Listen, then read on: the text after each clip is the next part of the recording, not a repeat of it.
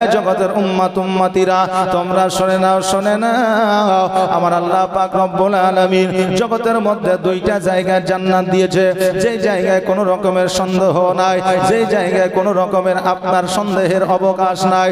আল্লাহ তাবারক তাআলা গ্যারান্টি সহকারে জান্নাত দিয়েছে। এক নম্বর জায়গা হলো পিতামাতার পায়ের তল, দ্বিতীয় নম্বর জায়গা হলো যেই জায়গা আল্লাহ রাসূলের গুণগান হয়, ওই জায়গাটা দুনিয়া বিয়ার জায়গা থাকে না, ওই জায়গাটা আল্লাহ তাবারক তাআলা জান্নাতুল বাকিতে পরিণত করে দেয়। জোরে বলেন সুবহানাল্লাহ। আজকে যারা এই জায়গায় বসে আছি, এই জায়গাটা আমাদের আর জগতের সাধারণ জায়গা নাই। এই জায়গাটায় যতক্ষণ পর্যন্ত আল্লাহ রাসূলের আলোচনা হবে ততক্ষণ পর্যন্ত এই জায়গাটা হলো জান্নাতি জায়গা। বাবাজি ভাইরা, আজকে আপনাদের গ্রামের যুবকেরা যেই উদ্দেশ্যে আপনার মাহফিল সাজিয়েছে, যেই উদ্দেশ্যে জালসা করেছে, ওই উদ্দেশ্যটা হলো এটাই, কবরস্থানের উন্নতি করবে, রুহের মাগফিরাতের উদ্দেশ্যে এই জালসার মাহফিল। এমন একটা বাড়ি না যেই বাড়িতে মানুষ মারা যায় নাই। ওরে বাবা, যদি আমাদের বাড়ি খালি না থাকে, আমাদের বাড়ি থেকে প্রত্যেকের বাড়ি থেকে যদি মৃত্যুবরণ করে কবরে যায়, আমরা ওই কবরস্থানের উন্নতি করবে কেন? আমরা ওই জায়গায় উপস্থিত হব না। আজকে ওই কবরবাসীরা আমাদের চিঠি পাঠাতে পারে না, পেগাম পাঠাতে পারে না। আমার দয়ার নবী বলেছেন, যারা অন্ধকার কবরে আছে তাদেরকে যদি আল্লাহ একটা সুযোগ দিত, হে কবরবাসী, তোমরা এইখান থেকে একটা তোমাদের পরিবারকে একটা চিঠি পাঠায় দাও। আমার নবীজি বলেছেন, ওই মুর্দা ব্যক্তি তার পরিবারকে চিঠি লিখতো, বলতো, রে জগতের মধ্যে তুমি যাই করো না কেন, আল্লাহর ইবাদত উপাসনা করে কবরের মধ্যে আসিও, কারণ এই কবর শান্তির জায়গা নয়। অনেক মা বোনেরা, ভাইরা, বাপজিরা আছে যারা বলে থাকে মরে গেলে শান্তি পাওয়া যাবে। বলে কি বলে না যে মরে গেলে শান্তি পাওয়া যাবে? কিন্তু না না, আমরা জগতের মধ্যে 50 বছর, 60 বছর, 70 বছর, 80 বছর বেঁচে আছি, কিন্তু কবরের মধ্যে আমাদের অমর ভর থাকতে হবে। আসলে এই জায়গাটা হলো আমাদের পরীক্ষার একটা হল। আসল আমাদের জীবন শুরু কবরে। জোরে বলেন সুবহানাল্লাহ। কবরে তো আমাদের অমর ভর থাকতে হবে, যেই জায়গায় আমাদের সময়ের কোনো আপনার শেষ না। ওই কবরে থেকে যদি চিঠি পাঠাতে কোনো সুযোগ থাকতো, এই চিঠিটা, এই পত্রটা লিখতো, বাড়ির খবর নিত না, ভাই কেমন আছে, বোন কেমন আছে, মা কেমন আছে, বাপ কেমন আছে, এই খবরটা নিত না, শুধু খবরটা দিত কবরে আসার আগে তুমি কিছু আমল করে আসো। আজকে ওই কবরকে উদ্দেশ্য করে এই জালসার মাহফিল সাজিয়েছে। আজকে এই এলাকার মানুষেরা আজকে এই জায়গায় আসে না। আজকে তুমি দোয়া না করলে কালকে তোমার জন্য কেউ করবে না। ইংরেজি একটা প্রবাদ বাক্য আছে, টিট ফর ট্যাট, যেমন কর্ম তেমন ফল। আজকে আপনি কারো জানাজায় শামিল হবে, আপনার জানাজায় কেউ শামিল হবে। আজকে আপনি কারো জানাজায় শামিল হবেন না, কালকে আপনার জানাজায় কেউ শামিল হবে না। আজকে আপনি কারো কবরে আপনার 3 খাবল মাটি দিতে যাবেন, কালকে আপনার কবরে আসবে। আজকে যাবেন না, কালকে কেউ আসবে না। যেমন কর্ম জগতের মধ্যে করবে, তেমন ফল জগতের মধ্যে পেয়ে যাবে না। আপনি বলবেন, হুজুর গো, আল্লাহ জগতের মধ্যে পাঠিয়েছে, আল্লাহ তাবারক তাআলা যা করবে ভালোর জন্য করবে। আল্লাহ আমাদের রুজি দেবে, আল্লাহ হায়াতের মালিক, আল্লাহ মওতের মালিক, আল্লাহ সব কিছুর মালিক। আল্লাহ আমাকে কোথায় দাফন করবে আল্লাহ জানে, কোথায় আমাকে কে মাটি দিবে এটা আল্লাহ জানে, কোথায় আমার জানাজা হবে এটা আল্লাহ জানে, কে আমার জানাজা পড়াবে এটা আল্লাহ জানে। বাবাজি ভাইরা, আমার আল্লাহ তাবারক তাআলা আমাদের নসিবে যা কিছু লেখার লিখে দিয়েছে পরিবর্তন হবে না। কিন্তু আমার দয়ার নবী বলেছেন, তোমার কপালে যেটা, তোমার ভাগ্যে যেটা লেখা দেওয়া হয়েছে সেটা পরিবর্তন হবে না ঠিকই, কিন্তু আবারও পরিবর্তন হবে তোমার দোয়ার মাধ্যমে। জোরে বলেন সুবহানাল্লাহ। সুবহানাল্লাহ। দুয়ার মাধ্যমে পরিবর্তন হবে। এ বাবাজি ভাইরা, আল্লাহ রুজির মালিক এটা আমরা জানি। আল্লাহ রুজির মালিক বলে আমাদেরকে তো খাওয়ায়া দিবে না, দিবে নাকি? আমাদেরকে আল্লাহ হাত দিয়েছে, হাত দিয়ে উঠিয়ে খেতে হবে। আমার একজন মাওলানা ওয়াজ করেছিল, আল্লাহর বান্দারা, আল্লাহ রুজির মালিক তোমাকে খাওয়াবে পড়াবে। একজন শুনেছে, ওয়াজ শোনার পরে ও চিন্তা করেছে, হাই রে, আল্লাহ যেহেতু রুজির মালিক, আল্লাহ খাওয়ায়, আল্লাহ পড়ায়, আল্লাহ চলাফেরা করায়, আজকে দেখবো আল্লাহ আমাকে কেমন করে খাওয়ায়। ও চিন্তা করছে যে আল্লাহ যখন আমাকে খাওয়ায়, তা আমি আজকে নিজে খাবো না, আল্লাহ আমাকে কেমন করে খাওয়ায় তাই দেখবো। বাড়িতে এসেছে, বাড়িতে আসার পরে এবার মা বলছে, বেটা বাড়িতে এসেছিস তো খেলে? বলছে না খাবো না। বলে কেন খাবি না? এমনি খাবো না। তারপরে আপনার একদিন অতিবাহিত হয়ে গেল, দ্বিতীয় দিন বলছে খেলে, বলছে খাবো না। বলে ক্ষুধার্ত অবস্থায় আর কতদিন থাকবি? বলে আল্লাহ তাআলা যতদিন আমাকে না খাওয়াবে। এবার বাবাজি ভাইরা, মা জননী সন্তানকে বারবার রিকোয়েস্ট করতেছে, কিন্তু সন্তান বলছে না না খাবো না। মা যখন জোর করেছে, ওই সন্তান জঙ্গলে চলে গেছে। মা ওই বাড়ি থেকে খাবার নিয়ে জঙ্গলে গিয়েছে, বেটাকে খাওয়াবে। বেটা বলছে না খাবো না। মা বলছে এই দেখ খাবার থাকলো, খেলে খাবি না খেলে খাবি। মা বাড়িতে চলে এসেছি। এবার যখন আপনার দিন চলে গেছে, রাত্রি হয়ে গেছে, এবার ওই জায়গায় বসে বসে ওই যুবক চিন্তা করছে, আল্লাহ যখন খাওয়াবে তখনই খাবো। এইদিকে হঠাৎ করে 10 থেকে 12টা আপনার ডাকাতের দল এসেছে। আসার পরে ওই জায়গায় সোনা দানা টাকা পয়সা ভাগ করবে। হঠাৎ করে দেখছে যেন ওই জায়গায় খাবারের আপনার বাসন রাখা আছে। চিন্তা করে এই জায়গায় কে খাবার রেখে গেছে, দেখ দেখ আশেপাশে কোনো মানুষ আছে নাকি। এবার খুঁজে দেখছে একজন যুবক ওই জায়গায় বসে আছে। বলে খাবারটা কার? বলে আমার। বলে খাবারটা খাসনি কেন? বলে এমনি খাইনি। বলে খাবারটা খাওয়া? বলে খাবো না। বলে কেন খাবি না? বলে এমনি খাবো না। তাহলে খাবারে নিশ্চয়ই বিষ আছে, না হলে অন্য কোনো ব্যাপার আছে? বলে না, কিছুই না। বলে তুই খাবারটা খা। বলে খাবো না। বলে খাবি না, দাঁড়া।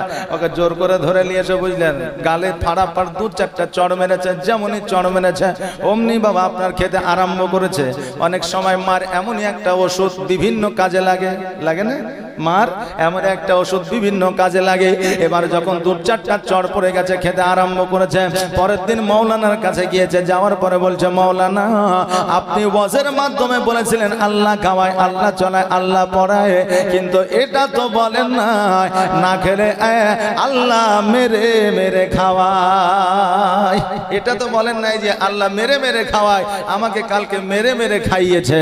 বাবাজি ভাইরা, আল্লাহ আমাদের রুজির মালিক ঠিকই, কিন্তু আল্লাহ আমাদের কর্ম দিয়েছে, আল্লাহ আমাদের হাত দিয়েছে, আল্লাহ আমাদের জিহ্বা দিয়েছে, আল্লাহ আমাদের নাক দিয়েছে, আল্লাহ আমাদের চোখ দিয়েছে।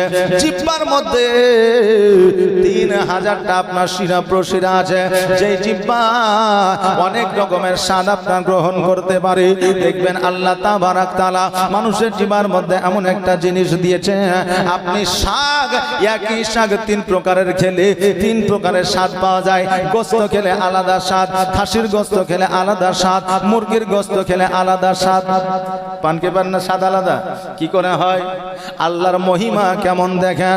ও বাবাজি ভাইরা, জগতের মধ্যে আপনি যাবতীয় যাহা কিছু করছেন না কেন, হালালি পথে আসেন, হালালি উপার্জন করেন, ভালো কাজ করেন, আল্লাহর উপাসনা করেন। কবরে আল্লাহ আপনার কবরে জান্নাতের বিছানা বিছায়া দিবি। আর যদি জগতের মধ্যে সুদ ঘুষ নিয়ে ব্যতিব্যস্ত থাকেন, হারাম কাজে যদি লিপ্ত হয়ে থাকেন, কবরের মধ্যে এমন আযাব হবে, ডান দিকের মাটি বাম দিকের মাটির চাপ দেবে, আপনার হাড় হাড্ডিগুলা আটার মতো পেশাই করে দেবে। বাবা, ওই কবরে আপনার বিষাক্ত সর্প আসবে, আপনাকে দংশন করবে, আপনার শরীরটাকে ঝাঁঝরা করে দেবে। এত যন্ত্রণা সহ্য করা যাবে না রে বাবা। এই জন্য জগতের মধ্যে একটু ভালো কাজ করে জানা, যেই ভালো কাজ আল্লাহর দরবারে পছন্দনীয় হবে। আমার আল্লাহ তাআলা বলে, বান্দারে তোমার একটা ভালো কাজ যদি আমার পছন্দ হয়ে যায়, ওই ভালো কাজটার জন্য আমি আল্লাহ তোমাকে জান্নাতবাসী করে দিব। জোরে বলেন সুবহানাল্লাহ।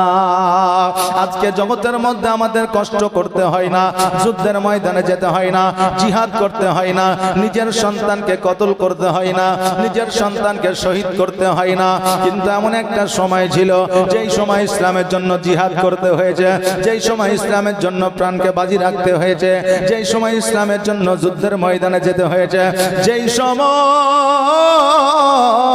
চুরি করে আল্লাহর ইবাদত করতে হয়েছে, যেই সময় ইবাদত করতে গিয়ে কাফেররা যদি দেখেছে পাথরের আঘাত করেছে, এত কষ্টের মধ্যেও আল্লাহর ইবাদত উপাসনা করেছে, এখন বর্তমানে আমাদের কিছুই করা লাগে না। বর্তমানে যুদ্ধের ময়দানে যেতে হয় না, নামাজ পড়লে কেউ পাথরের আঘাত করে না, এখন মসজিদে এসি লাগায় দেওয়া হচ্ছে, বান্দারে তোরা ইবাদত কর। এসি থাকার পরেও মোরা মসজিদে যাই না। বাবার ভাড়া জগতের মধ্যে পাইব পরিত্রাণ, কোন জমিনের মাটি আমার হবে গোরস্থান,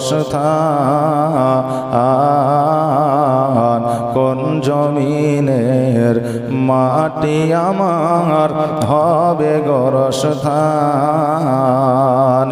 কার কাঁধে চড়ে আমি কবর দেশে যাব, জানি না কার মনা যাতে খোদার রহম পাব। কার কাঁধে চড়ে আমি কবর দেশে যাব, জানি না কার মনা যাতে খোদা রহম পাব। কার কারণে করবে ক্ষমা,